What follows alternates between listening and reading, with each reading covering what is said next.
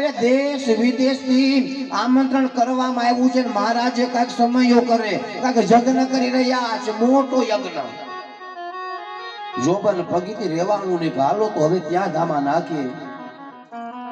ડભાણ ગામનો એ શહેરના એ કિનારે આવીને જોવે, ત્યાં તો દેશ વિદેશથી મેં કહેવાય હરિભક્તો ઉમટ્યા છે. આવા ધનાઢ્ય લોકો યજ્ઞોની સેવામાં છે. અને એ હમૈયામાં જો જાય ને આપણે તો ત્યાંથી આપણને પૈસા મળે, એ લૂંટી લેવો છે.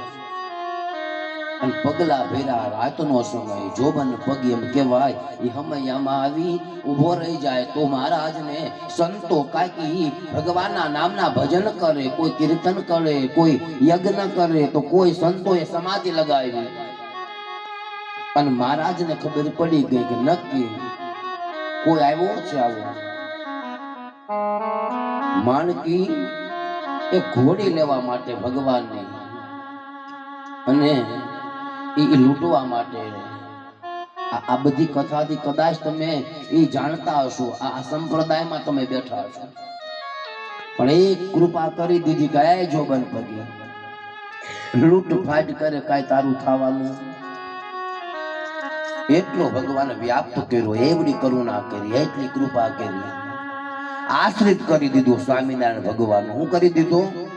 આશ્રિત કરીને હરિભગત નું ઘર બનાવી દીધું. અને એટલું હરિભગત બન્યું કે નારાયણ નારાયણ નારાયણ.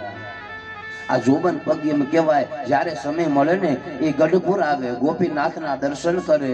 અને મહારાજનો જે ઓરડો છે, ઉગમણા બારના ઓરડો, એની બાજુમાં એમ કહેવાય કે આ જોબન પગીનો ઉતારો, પણ ક્યાં ઉતારો રાખે? અક્ષર ઓરણીની બાજુમાં એ ગંગા જળિયો જે કૂવો છે ને એમાં ત્યાં તંબુ તાણી અને ત્યાં ભગવાનના દર્શન કરે. એટલી બધી ભગવાનની સેવા કરવા માંડ્યો આ જોબન પગી. મનની અંદર ચટકો લાગી ગયો અને ભગવાનના ચરણ રજ લઈ લઉં ને તો હું ધન્ય થઈ જવા. લૂંટપાટ કરે મારું કાંઈ થવાનું? એવડો મોટું એને આખો જીવનમાં કાંઈક આખો બદલાવ આવી ગયો. હવે ભગવાનની મારે ચરણ રજ લેવી છે, પણ ભગવાન ચાકડી વગર હાલતા. મહારાજના પગમાં જે ચાકડી છે ને એની વગર પગલું ભરતા નથી. મહારાજની બસ ચરણ પાદુકા ઈ જો કદાચ થી દૂર થાય ને તો ચરણ રજ પડે. આ ચરણ રજ મારે ભેગી કરવી છે અને રોજને માટે ભગવાનનું ભજન કરે. ગંગા જળિયા કુવા મહારાજ ઈ ઘેલાના કાંઠે સ્નાન કરવા આવે.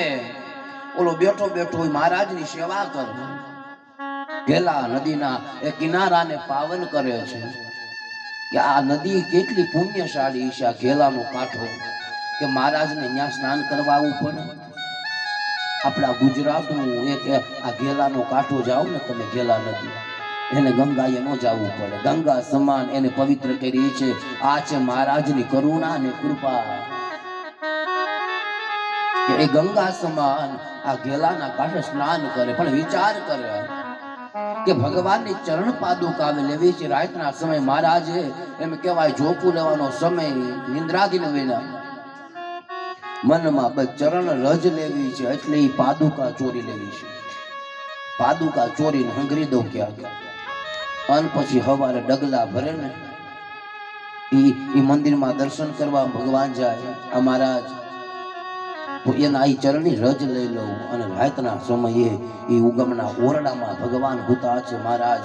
અને ત્યાં જે ચાકડી પકડે અને ચાકડીની ચોરી કરીને વયો જાય છે. મોટી શિલાનો બાજોટ બનાવેલો, ત્યાં ભગવાન જે પાટલા ઉપર શિલાનો પાટલો હતો બાજોટ જેવો, મોટી શિલા પથ્થર, એમાં મહારાજને સ્નાન કરવાનો નિયમ એની હેઠે ફંતાડી દીધી. રાતના સમયે સ્વામી મહારાજ એ વેલા જાગ્યા છે, જોવે છે કે બધું બરોબર છે, પણ મારી ચાકડી હારી ક્યાં મુકાઈ ગઈ?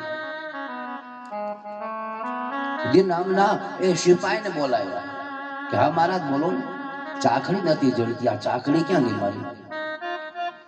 બધા પાર્ષદો આવે, જોવા લાગ્યા, પહેરેદાર આવે, પણ કોઈને એ ચાકડી જડે નહીં. આ મહારાજે હઠ પકડી કે જ્યાં લગી ચાકડી ન લઉં ને ત્યાં લગી એક ડગલું હું આગળ ન ભરવું. હવે ચાકડી વગર હું હાલું નહીં. અને અહીંયા એમ કે ભાઈ ભગવાને ચાકડીનું વેન લીધું છે કે મારી ચાકડી કોઈ આપે મને. અને અંદરથી લાગ્યું કે મહારાજ જો આ દુખી થાય ને તો મારો જ આવો પાપી કોઈ ન હોય, મહારાજને મારે દુખી કરાય નહીં. ત્યાં જ ઊભો તો જોબન પગી ડગલા ભીરા છે અને જે અંગરી દીધી હતી ને એ ચાખડી આપી છે મહારાજને આપી દીધી. લ્યો મહારાજ. મહારાજની સામું જોઈને માથા પછાડવા લાગ્યો કે માફ કરી દેજો, તમારો આશ્રિત થયો. પણ આ કોણ લઈ ગયું તું મહારાજ? કે તો કે બસ મેં લઈ લીધી હતી. તું લૂંટી ગયો રાતે? તો કે હાનું કારણ શું? અને ત્યારે જોબન પગીની આંખમાં એમ કહેવાય શ્રાવણ ભાદરવો ચાલુ થઈ ગયો કે હે મહારાજ, આ ચોરી કરવાનું એક જ કારણ હતું. કયું કારણ?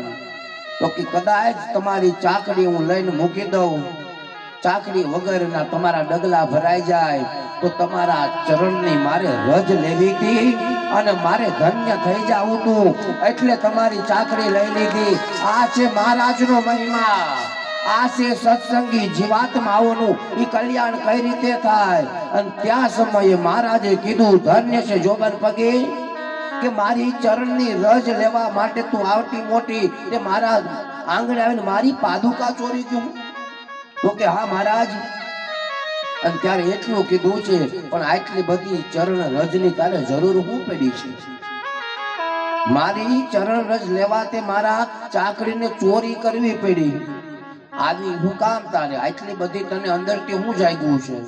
અને જોબન પગીની હાથમાં એક લાકડી હતી પડી જાય અને જેમાં થાંભલો ધરાશાય થાય ને એમ પડી ગયો કે મહારાજ તમારા કદાચ ચરણની રજો મળી જાય ને તો ખોબો ભરી ભરી ભરી અને હું રજ લઈ લઉં, પણ રજ લીધા પછી કરે હું?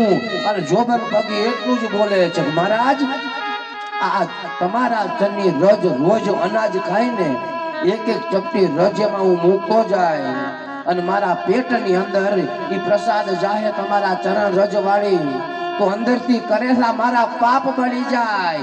લૂંટપાટું કરી છે આ બધી ક્ષમા યાચના થઈ જાય અને મને હવે પાછો જન્મ મળે ને તો ભગવાન તમારો મને પાર્ષદ બનાવજો અને તમારો મને હરિભગત બનાવજો.